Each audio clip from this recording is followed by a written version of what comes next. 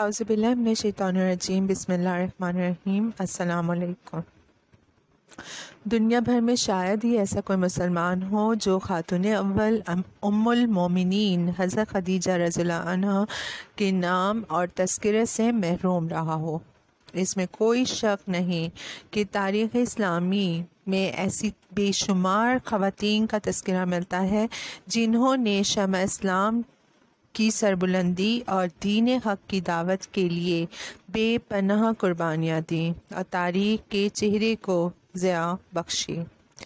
تاہم ام المومنین حضرت خدیجہ رضی اللہ تعالی عنہا ان عظیم خواتین سے عظیم تر تھیں، کیونکہ نبی آخر زماں حضرت محمد مصطفیٰ صلی اللہ علیہ وسلم نے اپنے اوپر پہلی وحی کا تذکرہ سب سے پہلے حضرت خدیجہ رضی اللہ تعالی عنہا سے ہی کیا اور کہا، مجھے اپنی جان کا ڈر ہے۔ تو اس عظیم خاتون نے اپنی عظمت، شان اور حکمت کے عین مطابق نبی آخر الزماں رسول خدا صلی اللہ علیہ وسلم کو ان الفاظ میں حوصلہ اور تسلی دی، اللہ کی قسم ہرگز ایسا نہیں ہو سکتا کہ اللہ آپ کو ناکام اور نامراد کر دے اور آپ کی مدد نہ کرے، کیونکہ آپ صلہ رحمی کرنے والے ہیں، تھکے ہارے اور درماندہ انسانوں کو ان کی منزل تک پہنچاتے ہیں، ناداروں کی خبرگیری کرتے ہیں، بے ٹھکانہ مسافروں کو اپنا مہمان بناتے ہیں اور حق بجانب امور میں معین و مددگار رہتے ہیں۔ پھر صرف انہی جملوں پر ہی اکتفا نہیں کیا، بلکہ اپنے سرتاج شریک حیات اور محسن انسانیت کو مکمل یقین دلانے کے لیے انہیں اپنے چچا زاد بھائی ورقہ بن نوفل کے پاس لے گئیں اور سارا واقعہ سنا کر اللہ کے رسول صلی اللہ علیہ وسلم کو مزید تسلی دی اور حق پر قائم رہنے کے لیے ہمت بندھائی۔ اس عظیم خاتون کی تمام خوبیاں ایک طرف، ان کی صرف یہی شان اور عظمت کافی ہے کہ نبی آخر زماں صلی اللہ علیہ وسلم کی جانب سے خواتین میں اسلام کی دعوت سب سے پہلے انہی کو پیش کی گئی اور انہوں نے کسی بھی تردد کے بغیر اللہ کے رسول پر ایمان لاتے ہوئے پہلی خاتون مسلمان ہونے کا اعزاز حاصل کیا۔ زمانۂ جاہلیت میں بھی طاہرہ کے لقب سے مشہور ہونے والی حضرت خدیجہ رضی اللہ تعالی عنہا ایک بڑے سردار اور مالدار تاجر قبیلت کی عظیم بیٹی تھیں۔ خاتون اول محض ایک تاجر ہی نہیں بلکہ نہایت مالدار، باوقار، ذہین، فطین، شریف، معاملہ فہم اور دور اندیش عورت تھیں۔ انہوں نے اپنا مال اللہ کی راہ میں قربان کر دیا، رسول اللہ صلی اللہ علیہ وسلم کی بیٹیوں کی نہایت عمدہ تربیت کا حق ادا کیا۔ حضرت خدیجہ رضی اللہ عنہا کا مرتبہ اور مقام سمجھنے کے لیے یہی کافی ہے کہ رسول اللہ صلی اللہ علیہ وسلم نے اپنی بیٹی فاطمہ رضی اللہ عنہا کو خواتین کی جنت کا سردار کہا ہے۔ وہ بطن خدیجہ سے ہی دنیا فانی میں تشریف لائیں۔ انہوں نے حضرت فاطمہ رضی اللہ عنہا کی بہترین تربیت فرمائی۔ اللہ کے رسول کی حضرت خدیجہ رضی اللہ تعالیٰ عنہا سے اتنی محبت اور اس قدر لحاظ تھا کہ ان کی زندگی میں کوئی دوسری شادی نہیں کی۔ وہ بلا شبہ نہایت امیر کبیر شہزادی بلکہ ملکہ تھیں، مگر شعب ابی طالب میں اللہ کے رسول صلی اللہ علیہ وسلم کے ساتھ نہایت صبر و تحمل سے 3 مشکل ترین سال گزارے۔ ان کے بارے میں اتنا کافی ہے کہ اللہ تعالیٰ نے جبریل امین علیہ السلام کے ذریعے ان کے لیے جنت کے ایک محل کی خوشخبری سنائی ہے۔ اگر ہم ام المومنین حضرت خدیجہ رضی اللہ عنہا کے نام و نسب کی بات کریں تو اللہ کے رسول صلی اللہ علیہ وسلم کی سب سے پہلی زوجہ مطہرہ ہونے کا ان کو شرف حاصل تھا۔ ان کا تعلق قریش میں ایک ممتاز خاندان بنو اسد بن عبد العزیٰ بن قصہ سے تھا اور اس طرح نسب اور شرف کے لحاظ سے نہایت ہی بلند پایہ خاتون تھی۔ نہ صرف دور اسلام میں بلکہ جاہلیت میں بھی ان کا لقب طاہرہ تھا۔ قصہ پر جا کے اللہ کے رسول صلی اللہ علیہ وسلم اور سیدہ خدیجہ بنت خویلد رضی اللہ عنہا کا نسب آپس میں مل جاتا ہے۔ سیدہ خدیجہ رضی اللہ عنہا کی ولادت عام الفیل سے 15 سال پہلے مکہ مکرمہ میں ہوئی۔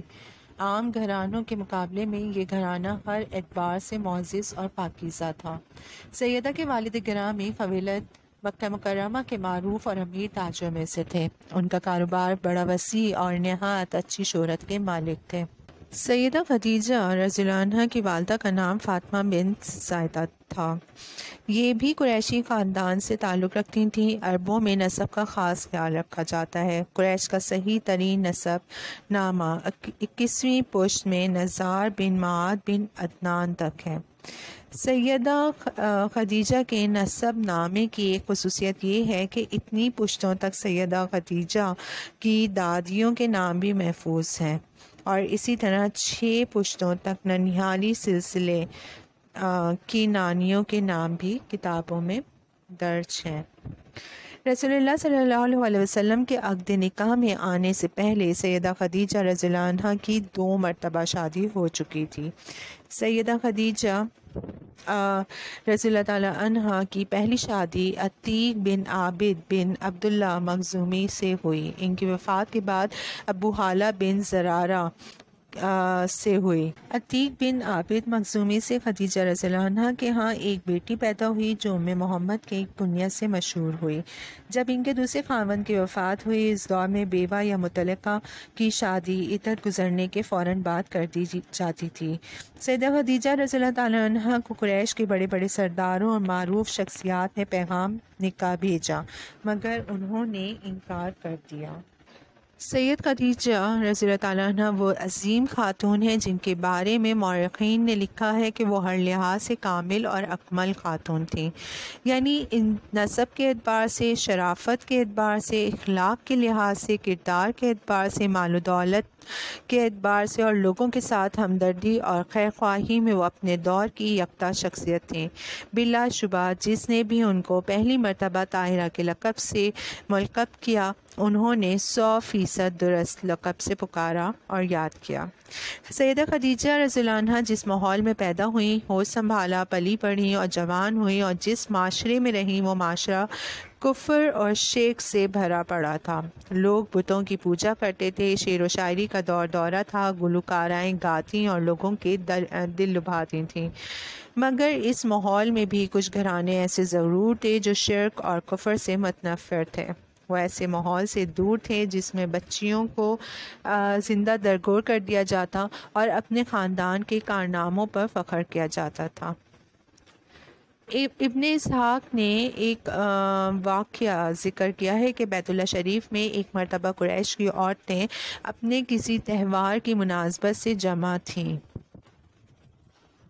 حبل کا بت صحن کعبہ میں نصب تھا، ان کے ارد گرد بہت سارے چھوٹے چھوٹے بت رکھے ہوئے تھے۔ جو لوگ عمرہ یا حج کرنے کے لیے آتے وہ بیت اللہ کا طواف کرتے ہوئے ان بتوں کے سامنے بھی جبین نیاز جھکایا کرتے، ان سے مدد طلب کرتے اور فریادیں کیا کرتے۔ قریشی خواتین کے مذکورہ مجمع میں سیدہ خدیجہ رضی اللہ عنہا بھی شامل تھیں کہ ایک یہودی ان کے پاس سے گزرا۔ خواتین کے اس گروہ میں ہر عمر کی عورتیں شامل تھیں، بچیاں، نوعمر، جوان، ادھیڑ عمر کی، بڑی بوڑھیاں، شادی شدہ، غیر شادی شدہ، سب بتوں کے پاس سے گزر رہی تھیں۔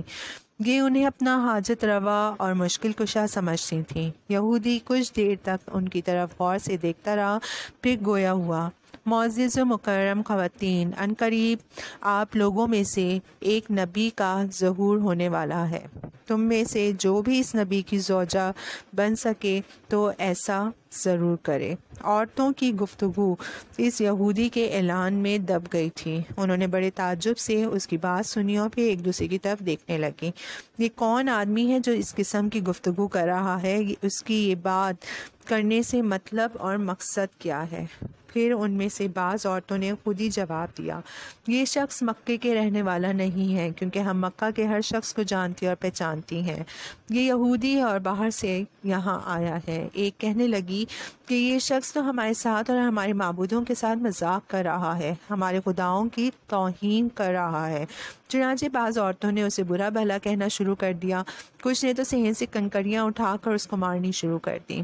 سیدہ خدیجہ رضی اللہ عنہ کے سوا ہر عورت نے اس یہودی کو ذلیل اور بے عزت کرنے میں کچھ نہ کچھ ضرور حصہ لیا، مگر سیدہ خدیجہ رضی اللہ تعالیٰ عنہ کے بارے میں لکھا گیا ہے کہ انہوں نے بتوں کے دفاع میں یہودی کے خلاف کچھ بھی کہنے سے گریز کیا اور اس موقع پر خاموشی سے کام لیا۔